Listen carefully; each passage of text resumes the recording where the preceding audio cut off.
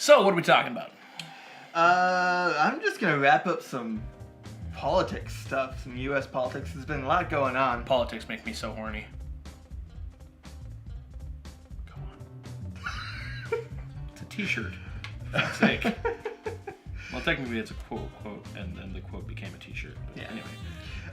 So Antonin Scalia died, which is kind of nice. I hate to wish death on people, but it's hard to not be relieved when a person like that dies. The thing is, you wouldn't wish death on him, but you're not sorry it came for him. Yeah, but the thing is, if you're going to wish death on anyone, it would be for I totally lost what was his job, Supreme Court Justice, because they don't go anywhere until they die, and there's only 8 or 9 of them. So they're there until they die. And when you have horrible people like Antonin Scalia controlling the way people interpret the Constitution, you kind of wish they would die.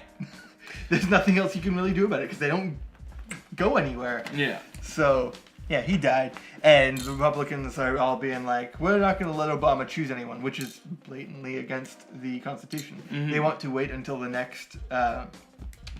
They want to wait until Bernie Sanders does it? Pretty much, yeah. Because that's going to make it so much better for them. Yeah. Which, it's funny, there was a Republican debate a few days ago, and I'm losing all these names. The black brain surgeon guy, Ben Carson. Okay. He recently wrote a book on the Constitution, just about the Constitution, as Okay. running for president. And the moderator at the debate asked him about what the Constitution says about choosing a new Supreme Court justice. And he's like, oh, the Constitution doesn't say anything about that. The Constitution clearly says that the current president fills the position. The Senate has to agree on that. Yeah. But the president chooses who he wants to fill the position. It just says that straight up. And that's how Scalia got the job in the first place. It was Reagan. Yeah. Was it really? Yeah. Oh man. Yeah, I guess it was. Holy shit. Yeah, and Reagan was just like, this guy. Yep. And that's what happened. You know? Yeah, oh, okay. And then Ted Cruz went on to say something about it as well. They asked him something, but the moderator corrected him. He's like, just so you know, the Constitution does say this, the president chooses it. And then the entire crowd just booed him for saying that, and he apologized. He apologized for facts. It's the American politics, man. There's something else I was going to say about Ted Cruz, but I don't remember what. Oh well, I don't care. Ted Cruz is a tool. Yeah, I was going to say, was it that he was a tool? Nailed it. The Iowa caucus and the New Hampshire primary happened. Iowa caucus was actually quite exciting. Because it has cock in it. That's true. A caucus? Okay, so each state has a choice on what they do. They don't have the choice. It's already set. Some do caucuses, some do primaries, and some do them in different forms. Iowa was a caucus, which basically means if you want to vote, you need to be registered with your party. So the Democrats who are registered as a Democrat go and they meet together. Each community has a meeting place, usually schools and stuff. They go there and they talk. Okay. You're there for an entire day to vote. And they don't it's not a ballot and you put the ballot in your vote. You basically end up going to separate sides of the gym at the end. You talk and try to convince people who to vote for.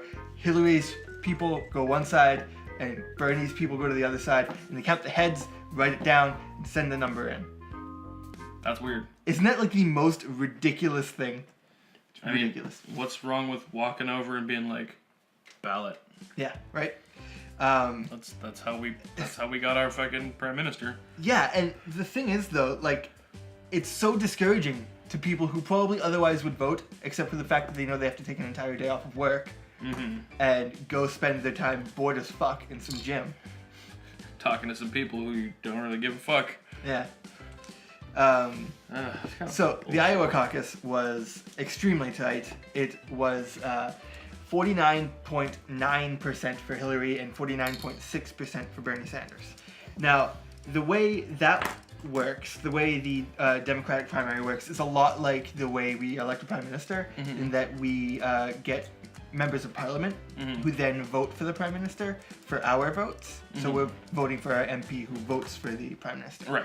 Them, you vote for the delegate. You don't technically vote for the delegate. It's not their name. You're voting specifically for the person you want to run for president. But in turn, they get delegates like we get members of parliament. Right. So Clinton got 23 delegates out of the Iowa caucus, and Sanders got 21. Even though it's only 0.3% apart, that's because she did get 2 more, I guess, districts, whatever it's called, so that she got those extra 2 delegates. And the New Hampshire primary was like fucking Sanders. Let me look at it here.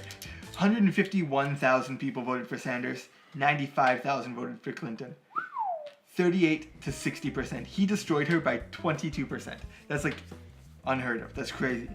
But they both got 15 delegates out of it because they have this thing in the Democratic primary called superdelegates. Basically, normal people get a vote. Superdelegates, people like congressmen and senators and people who used to be senators and presidents, like Bill Clinton is a superdelegate. They get a vote, and their vote is a delegate. It counts towards the delegates. It doesn't count towards the votes like a normal human person.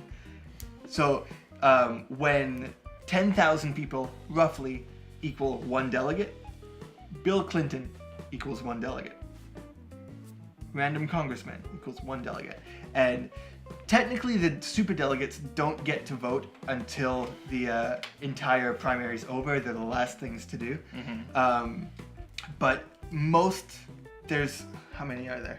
I think there's 700 or so, 709 superdelegates in the entire Democratic primary out of, I think, 4,760 total delegates. So it's about 15% of the entire vote is superdelegates. Wow. Like that could throw an entire election. Yeah.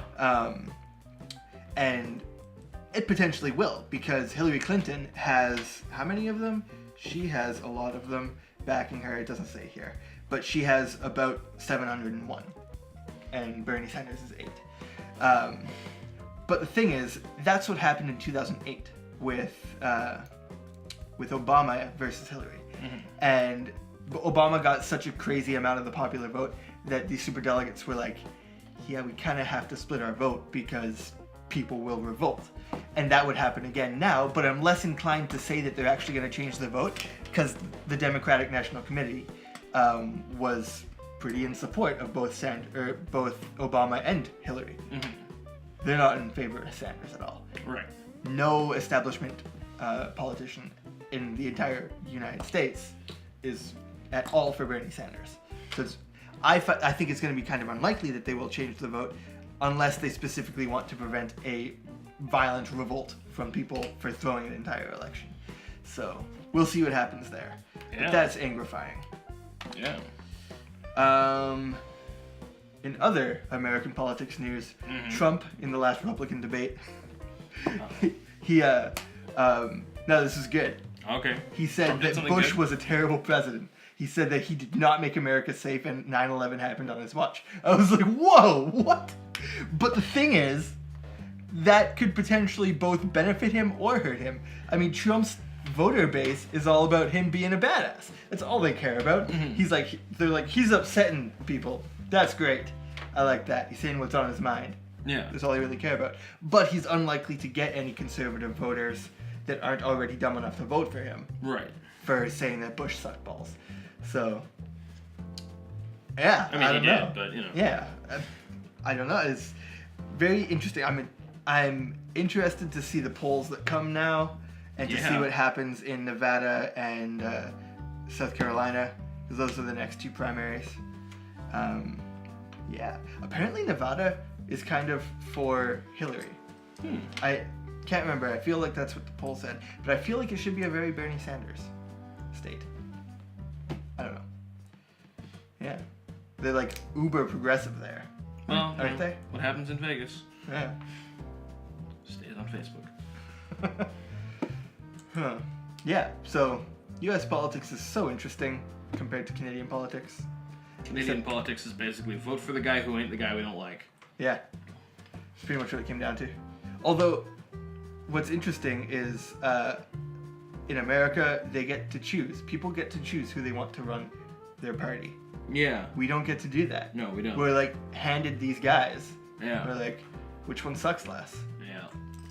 And to be fair, Trudeau is actually pretty good. We can't see what he's done or is going to do yet, but he's got lots of progressive values, which is cool.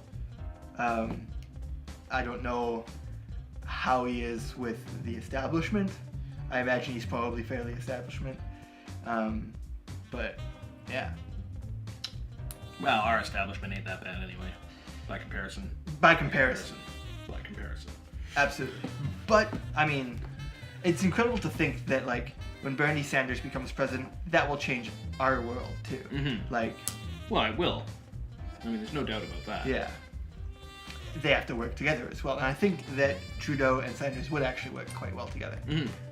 Oddly enough, given that they're an entire lifetime apart. And the funny thing is, people are like, oh, Bernie Sanders is so old, he'll die as president. But, like, Hillary Clinton and Donald Trump will both be the oldest president if they get elected. The oldest to ever be elected. Sanders, granted, is 2.5 years older than both of them, but all three of them would be the oldest president ever elected. So, yeah, that's a thing. He just looks really old. He does. He pulls it off so well. Yeah, he does. Anyways, vote Sanders. I feel like he should have, like a rocking chair, a shotgun, and tell some whippersnappers to get off his lawn. He's too Jewish to do that. Yeah, that's true. Yeah. He ain't no hick. But I want to do that when I get old, Just fucking sit on the porch, fucking rocking chair. Just sitting there, shotgun next to me. Second someone comes to like deliver the mail or something, I'm like, get off my lawn. Get off my lawn. Shoots confetti. Yeah. Thanks for the mail. Yeah, but, well, I mean, by that point, it'll be like, hey, that Kamen Rider belt I ordered? Thanks. Next segment. That was, wow. What? Went from politics to that.